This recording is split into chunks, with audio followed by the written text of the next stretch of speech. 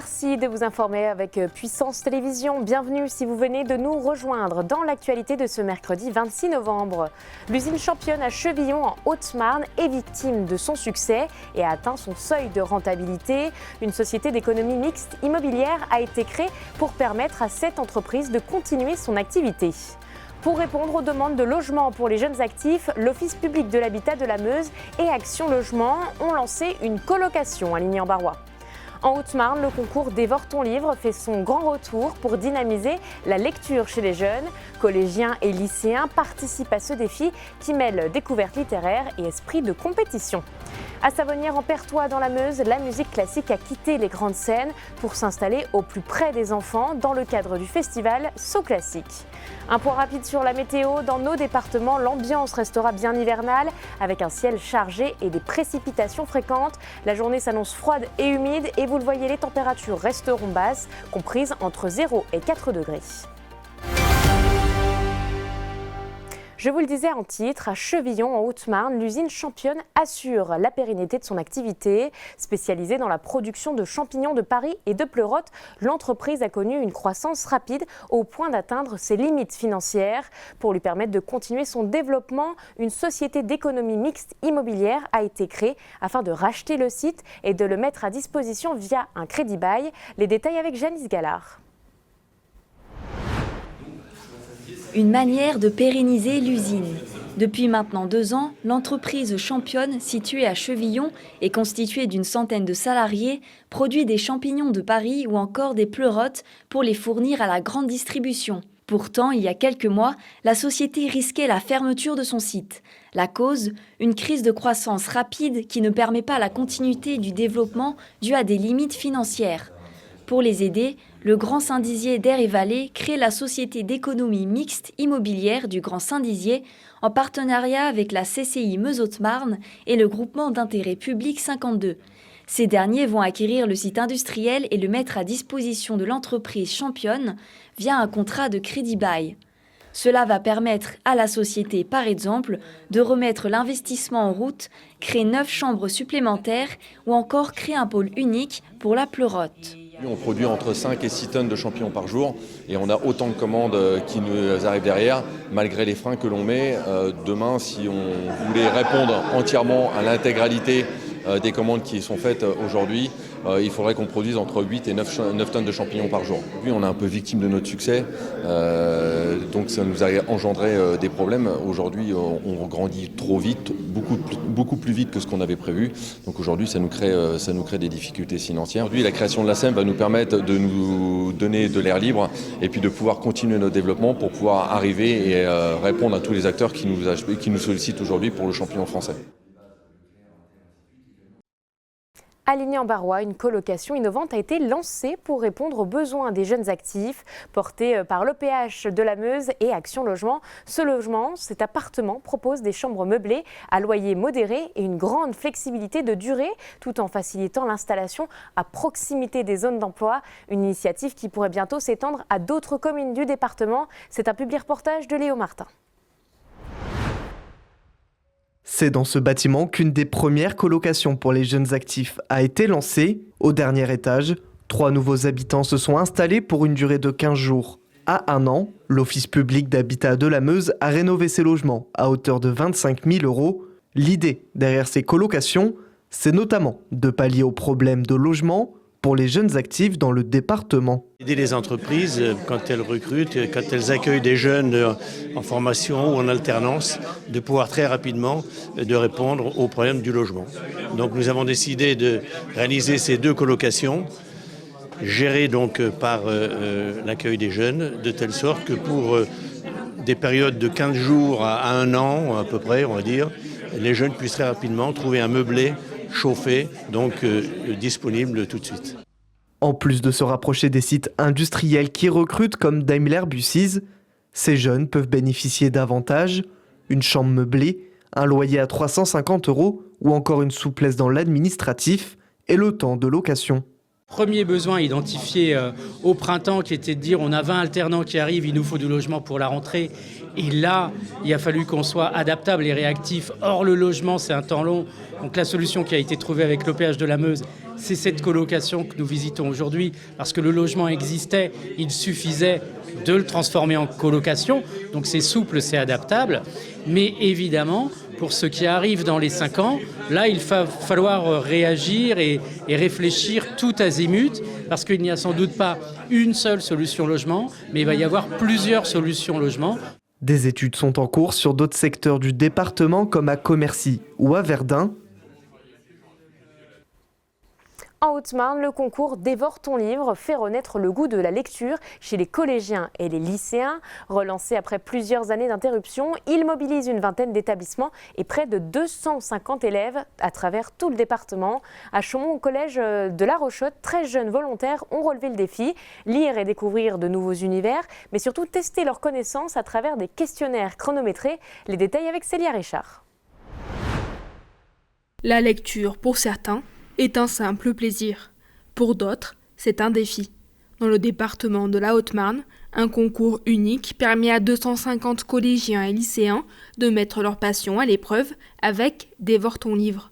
Ce concours, qui s'étend de septembre 2025 à mars 2026 pour la première étape, a pour objectif de continuer l'apprentissage de la lecture et permettre aux élèves de découvrir de nouveaux univers littéraires. Nous avions pendant de nombreuses années un concours de lecture qui s'appelait Délivrez-vous. Et la formule, en tout cas le format de ce concours, a pris fin l'an dernier. Ce qui nous a mobilisés, nous les professeurs documentalistes, à recréer un concours pour pouvoir poursuivre ce travail d'apprentissage de la lecture, de découverte de la lecture, du développement de la lecture plaisir surtout. Au collège La Rochotte de Chaumont, 13 élèves de 6e, 4e et 3e se sont engagés dans cette aventure. J'adore lire depuis longtemps, les romans c'est une passion, surtout le merveilleux ou le fantastique. Lorsque j'ai vu qu'il y avait un concours de lecture, je me suis dit que ça va me permettre de m'évader en dehors du sport, du collège, des études. Moi, ça me faisait quelque chose à faire quand j'avais du temps libre. Je lis pas souvent la journée, je lis plus le soir. Donc le problème, c'est que le matin, ensuite en me levant, je suis fatiguée. Donc là, je me suis inscrite au concours de lecture pour commencer à lire la journée. Et sinon, c'est aussi parce que j'aime bien lire. Moi, je lis depuis toute petite. Et franchement, je me suis dit... Ah bah trop bien, ça c'est une occasion en or. Ces jeunes lecteurs lisent plusieurs heures par semaine, voire par jour, et choisissent leur livre parmi une sélection variée et adaptée à leur niveau, proposée par les professeurs documentalistes du département. Une fois un livre terminé, ils ont 15 minutes pour répondre au questionnaire dédié. À l'intérieur, les élèves trouvent le règlement du concours et la liste des livres, et les activités de création qu'ils peuvent faire à l'issue de leur cycle de lecture. Au-delà de la compétition, ce concours est une aventure humaine et culturelle qui permet à chaque élève d'exprimer sa personnalité, de partager sa passion pour les livres et de gagner en confiance. À Savonnières, en Perthois, dans la Meuse, la musique classique s'est invitée directement en classe. Dans le cadre du festival So Classique, des musiciens internationaux sont venus à la rencontre des élèves pour leur faire découvrir le piano et les émotions qu'il transmet à travers un moment ludique et interactif. Une immersion musicale pensée pour éveiller la curiosité des plus jeunes et surtout transmettre le goût de la musique avec le soutien des communes du secteur. Reportage de Julien Debrune.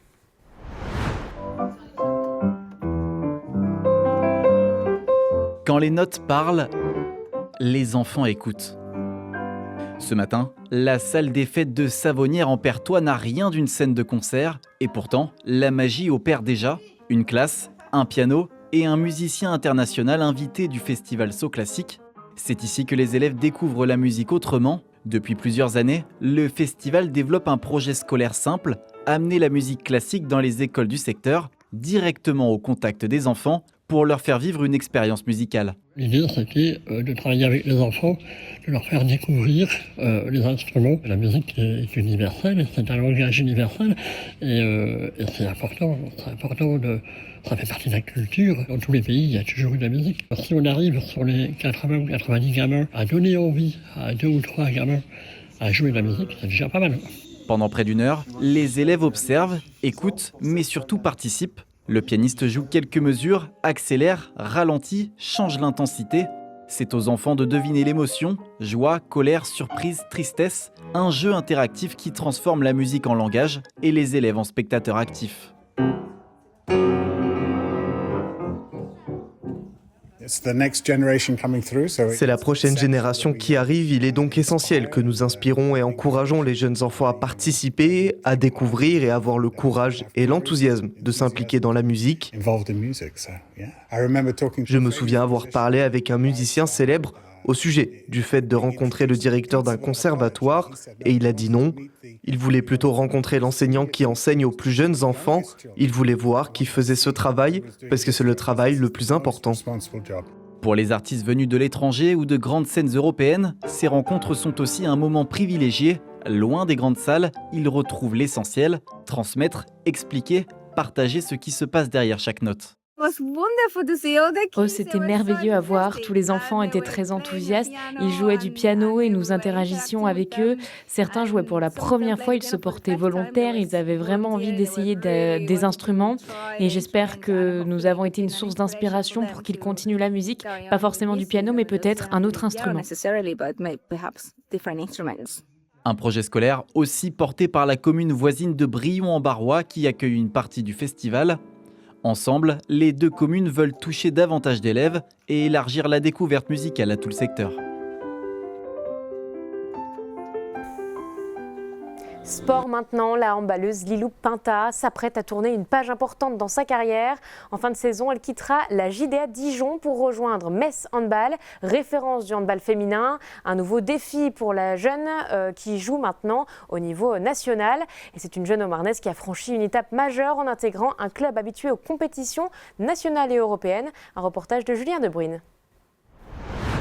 Bonjour à tous, je suis très heureuse de vous annoncer ma signature au Metz Handball pour les 2 prochaines saisons. Une annonce simple, mais un moment fort. À 21 ans, la désormais ex-pivot de la JDA Dijon a fait son choix. Après plusieurs saisons en Bourgogne, Lilou Pinta quittera le club à l'issue de l'exercice en cours pour rejoindre Metz Handball, l'un des poids lourds du championnat français et habitué des compétitions européennes. Formée à Chevillon et lancée dans l'élite avec Dijon, elle s'est progressivement imposée dans la rotation professionnelle. Défense, impact, mobilité au poste, des qualités qui ont attiré l'attention du club lorrain en quête de renfort pour la saison prochaine. À Dijon, son passage aura marqué une étape clé de sa progression. En rejoignant Metz, Lilou Pinta s'offrira un nouveau défi, évoluer dans un effectif structuré, ambitieux, qui joue chaque année les premières places du championnat de France et qui vise régulièrement les phases finales européennes. Son départ ouvre désormais une nouvelle séquence pour la suite de sa carrière. Et si la saison n'est pas encore terminée avec la JDA, l'annonce est déjà faite. La suite s'écrira en jaune et bleu. C'est un choix pas facile, mais quand on a l'opportunité de partir dans le meilleur club de France, qui fait partie des meilleurs clubs européens aussi, qui pratiquement tous les ans se qualifie au Final Four, c'est quand même difficile de refuser une proposition comme ça.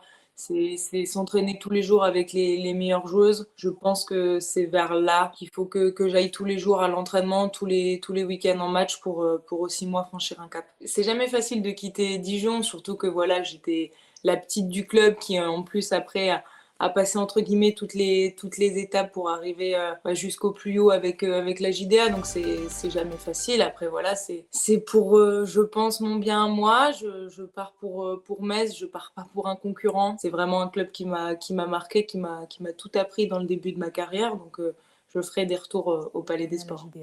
Merci. Et vous pouvez retrouver toute l'actualité en continu sur notre site internet puissancetelevision.fr et sur notre application mobile. Juste après, c'est l'invité sport de la rédaction. Nous avions reçu il y a quelques mois un Meusien, champion du monde de triathlon Xterra. Il avait mis en lumière sa discipline. Mais tout de suite, c'est la météo.